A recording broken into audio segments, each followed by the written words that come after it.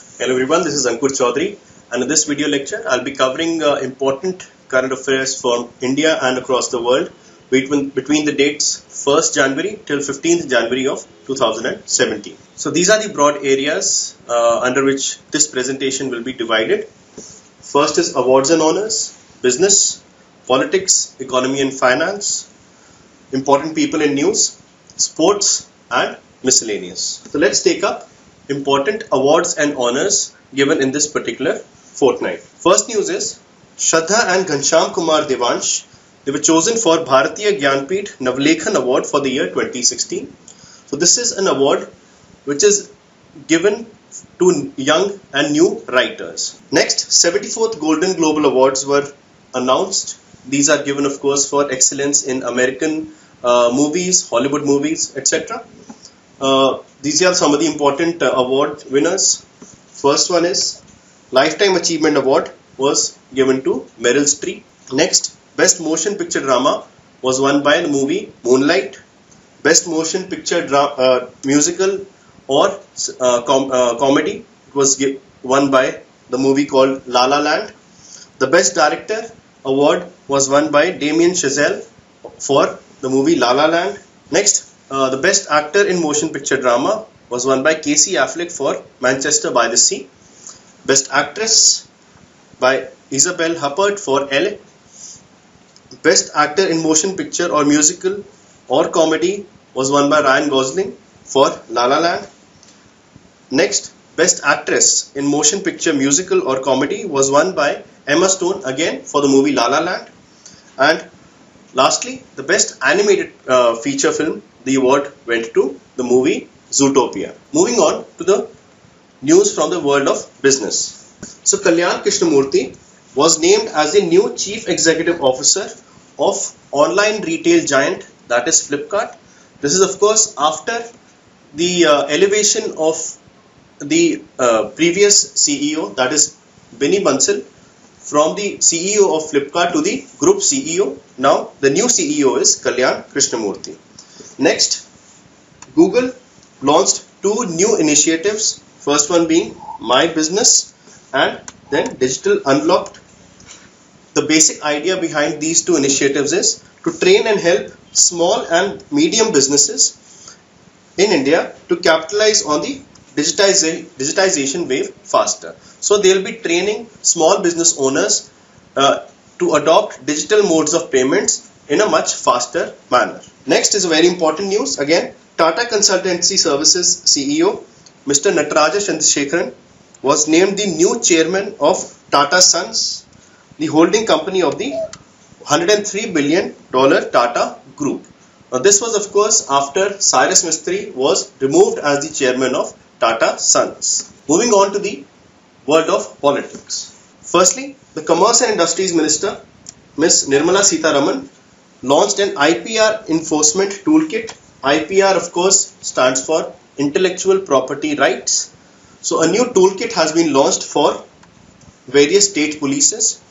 This toolkit has been prepared by the Cell for IPR Promotion and Management, that is CIPAM, along with FICCI, which is of course Federation of Indian Chambers of Commerce and Industry.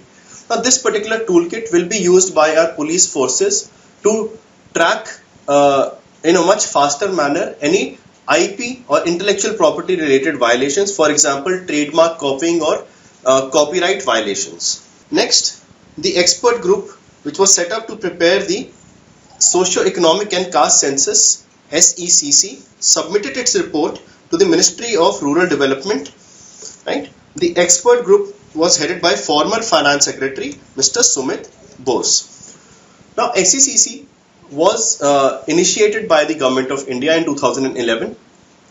The idea behind SECC is to gather data regarding socio-economic status of all the people in India, so that the people who really need government support in terms of subsidies and other benefits, they can be targeted in a better manner. Next is another very important news. The Ken-Betwa River Linking Project received formal environment, forest and tribal clearances.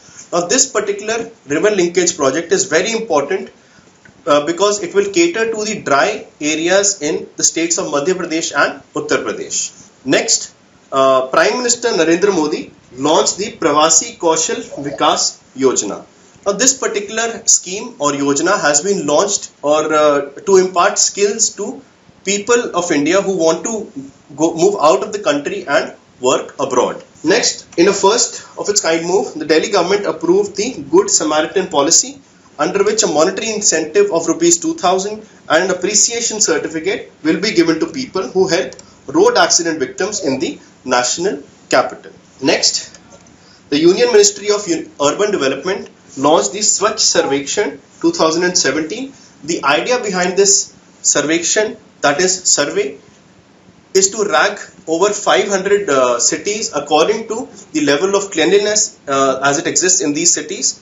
These cities are selected on the basis of population, and all the cities which have a population of 1 lakh and above will be surveyed under Swachh Sarvekshan 2017. Next, we see some important news from economy and finance. Now, Prime Minister Narendra Modi inaugurated India's first international exchange, that is India INX, at the International Financial Service Center IFSC of Gift City, which is located in Gandhinagar, Gujarat.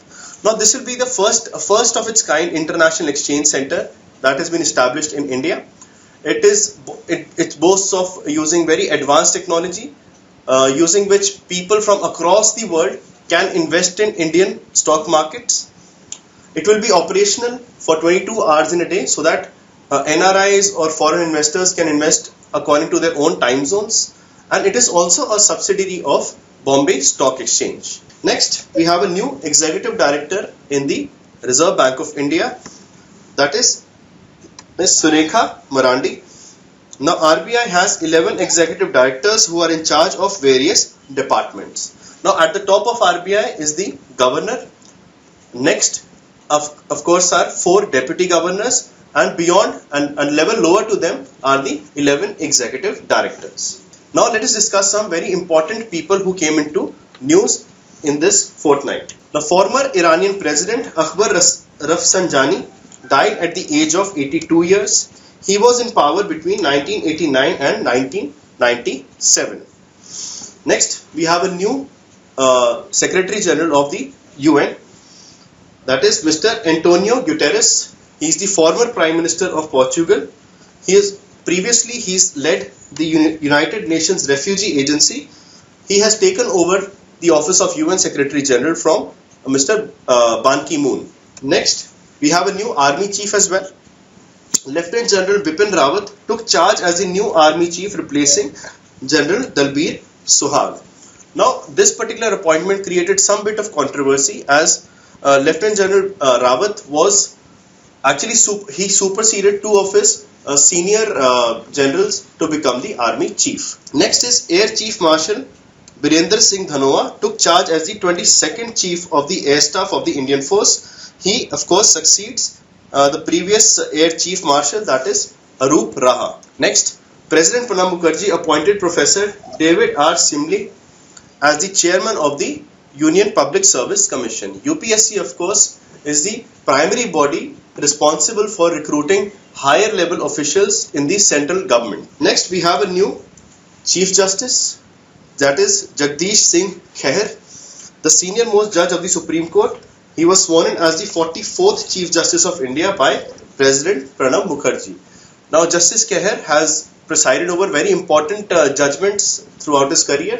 For example, he was the presiding judge when the Supreme Court rejected the NJAC or National Judicial Appointments Commission Bill of the central government. Next, a very prominent Bollywood personality, actor Om Puri.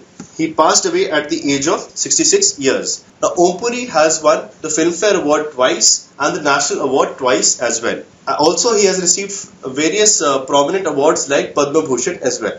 Next, Pakistan's former Army Chief General Rahil Sharif.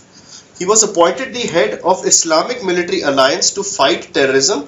Now, this is an organization which is headed by Saudi Arabia, and it includes Islamic nations, 39 Islamic nations across the world. Next, the last giant of sitar, that is Ustad Abdul Halim Jafar Khan.